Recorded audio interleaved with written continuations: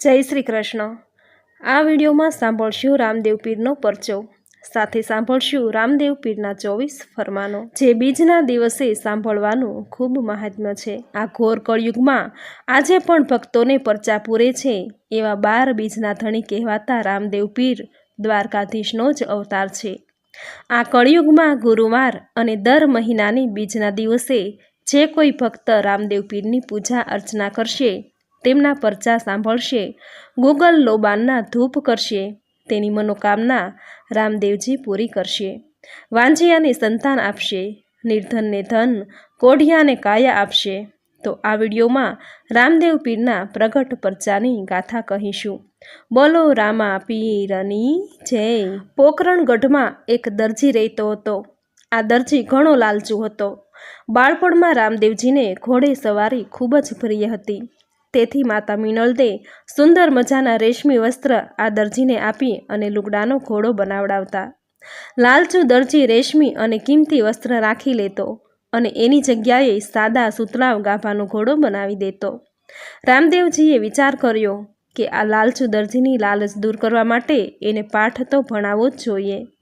પ્રભુ તો સાગર સમાન ઉદાર છે, એ હંમેશા પાપનો સંહાર કરે છે, પાપીનો નહીં।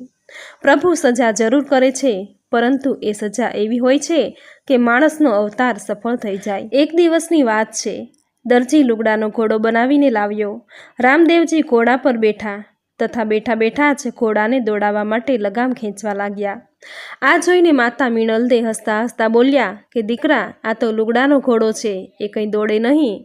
ત્યારે રામદેવજી બોલ્યા, હે માં, ભલે ને ઘોડો લુગડાનો હોય, બીજા ઘોડા તો ધરતી પર દોડે, આ તો આકાશમાં ઉડે।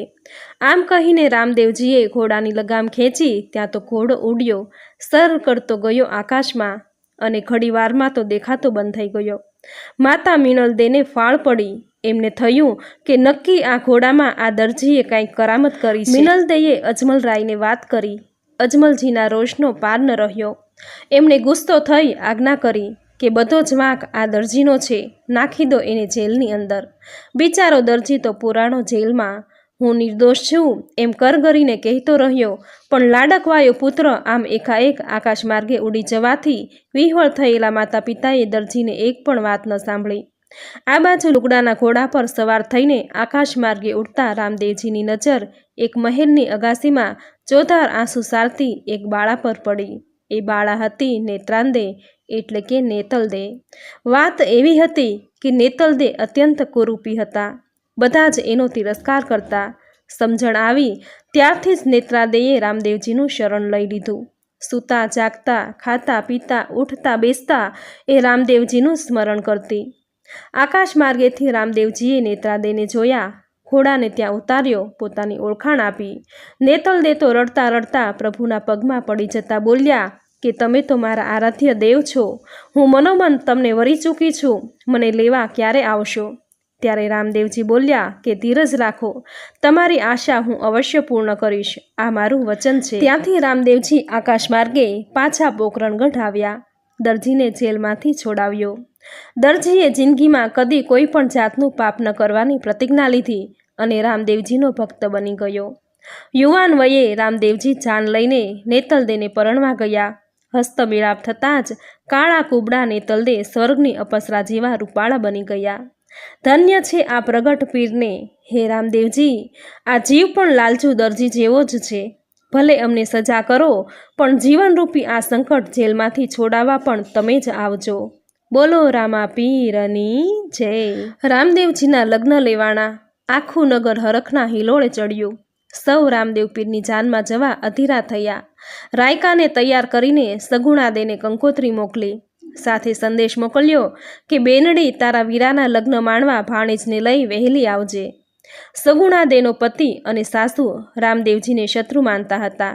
રાયકો સાંઢણી પર સવાર થઈ કંકોત્રી દેવા આવ્યો તો એમણે રાયકાને કેદ કરીને જેલમાં પૂરી દીધો। જેલમાં બેઠા બેઠા રાયકાએ રામદેવજીને સાદ દીધો। એ સાદ છેક પોકરણગઢના પીરના કાને અથડાયો। સાદ સાંભળતા જ રામદેવજી લીલુડા ઘોડલા પર સવાર થયા। સગુણાદેના પતિના નગરમાં ગઢના કાંગરા ધણધણી ઉઠ્યા। ત્યારે ગભરાયેલા પતિએ સગુણાદેને લગ્નમાં જવાની હા પાડી। આમ રામદેવજી તો પ્રગટ પીર છે, 100 ગાંવ છેટેથી સાદ દ્યો તો પણ પીર અવશ્ય સાંભળે છે. આવા અનેક પરચાઓ રામદેવ પીરે તેના જીવનમાં આપ્યા છે. તો મિત્રો, આ હતો રામદેવ પીરનો પરચો. હવે સાંભળશું રામદેવ પીરના 24 ફરમાનો.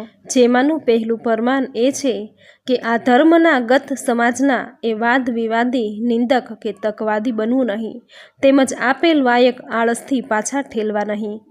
બીજું ફરમાન એ છે કે સદગુરુના વચન ઉથાપવા નહીં. ત્રીજું ફરમાન એ છે કે સદગુરુનું આ ધર્મોમાં માતમ મોટું હોવાથી તન મન ધનથી સેવા ભક્તિ કરવી. ચોથું ફરમાન એ છે કે ગુરુના શબ્દે શંકા રાખી સાચું છુપાવવું નહીં. પાંચમું ફરમાન એ છે કે ગુરુ સેવા શિવ સનકાદીએ સેવેલ છે, માટે ગુરુ સેવા એ ધર્મ અનાદિનો છે તે મર્મ સમજવો. છઠ્ઠું ફરમાન એ છે કે ગુરુ જ ઈશ્વરનું ઘર બતાવે છે, એ બોધ ભૂલશો નહીં. સાતમું ફરમાન એ છે કે ગુરુદ્રોહ કરવાથી લક્ષ્ય 84 મળતી નથી, એવી બીક કાયમ રાખવી. આઠમું ફરમાન એ છે કે ગુરુ લક્ષ્ય અલખ બતાવે, ગુરુ વિના પાર થવાતું નથી, તેમજ ગુરુપદ જ નૈતિક નિજારી છે. નવમું ફરમાન એ છે કે અભ્યાગત કે અતિથિ આવે તો એને અમી જળની તૃપ્તિ કરાવી સન્માન કરવાનું ચૂકવું નહીં. 10મું ફરમાન એ છે કે પ્રાતઃકાળે નિંદ્રા ત્યાગી જળે સ્નાન કરી ધૂપ દીપ કરી આસન સ્થાપી ઈષ્ટદેવનું ધ્યાન ધરવું. 11મું ફરમાન એ છે કે મળેલ ગુરુ ઉપદેશ સંધ્યાએ મન સ્થિર કરી અજપા જપવા અને માજમ રાતે ક્રિયા સાધના પ્રાણાયામથી શ્વાસ કુંભ કરવાની ક્રિયા કરવી. 12મું ફરમાન એ છે કે સંપત જેવી ઉજવણી કરવી અને કીર્તન ભૂખ રાખવી, તેમજ અહંભાવનો ત્યાગ કરવો. 13મું ફરમાન એ છે કે વિનય અને વિવેક જાળવી નેક ટેક અને સંયમ નિયમથી વ્રત નિયમ રાખવો. 14મું ફરમાન એ છે સદવર્તનને શુભ વિચાર રાખવો, વાણી બોલતા વિચાર રાખવો. 5મું ફરમાન એ છે પરમાર્થી સેવામાં સેવક થવું, દિન દુખિયા અને રોગીની સેવા કરવી, ઉજળું અંતર રાખી એકબીજાને સહાય કરવી. 16મું ફરમાન એ છે જનસેવામાં જીવન ગાળી ધાર્મિક જીવન ગાળવું. 17મું ફરમાન એ છે અમારા ભક્ત ભક્તિમાં ભાવ રાખશે તેને અમે અંતરિક્ષ રીતે જરૂર સહાય કરીશું, તેમાં સંદેહ નથી. 18મું ફરમાન એ છે સભામાં સહુનું સાંભળવું અને અમારા ફરમાનનું પાલન કરવું, એ જ અમારા સેવક નિર્વાણ પદને પામશે. 19મું ફરમાન એ છે કે ભક્તિના બહાને કોઈ જાર કર્મ કરશે એ અમારા ભક્ત કે સેવક નહીં ગણાય, તેમજ પાઠ પૂજાના અધિકારી નહીં બને. 20મું ફરમાન એ છે કે હું સૌનો અંતરદાતા છું, ભક્તનો રક્ષણહાર તેમજ ધર્મને માટે ભિન્ન ભિન્ન સ્થળે અવતાર ધારણ કરું છું. 21મું ફરમાન એ છે કે ભક્તિ નિષ્કામ ભાવે કરવી તે જ અમારા સત્ય સુજાણ છે. 22મું ફરમાન એ છે કે 9 ઇન્દ્રિયને વશ કરવી અને 9 પ્રકારની ભક્તિ કરવી. 23મું ફરમાન એ છે કે પૃથ્વીમાં રહી શિષ્ય ભાવ ધારણ કરી જે ઉપકારી ભાવ છે તેને ગુરુપદમાં પૂજનિક ગણવા. 24મું ફરમાન એ છે કે હું અને તું ભાવ મટાડી અલખ ધણીને આરાધવા.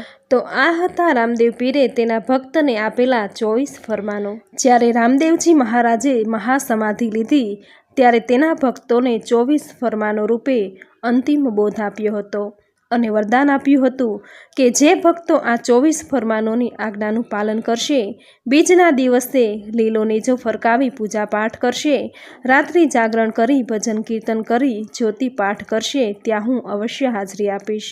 આ મારું વચન છે. તો મિત્રો, આ વિડીયોમાં રામદેવ પીરનો લીલુડા ઘોડાનો પરચો સાંભળ્યો, સાથે સાંભળ્યું રામદેવ પીરના 24 ફરમાનો. બોલો રામા પીરની જય, હિંદવા પીરની જય, અલખ ધણીની જય, બોલો દુખિયાના બેલીની જય.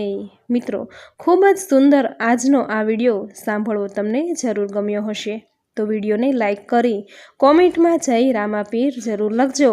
ચેનલ સબસ્ક્રાઈબ કરી બાજુમાં બેલ આઇકન જરૂર પ્રેસ કરજો. આવી જ નવી ધાર્મિક માહિતી, નવા ધાર્મિક વિડીયો સાથે ફરી મળીશું. ત્યાં સુધી આપ સૌને મારા જય શ્રી કૃષ્ણ.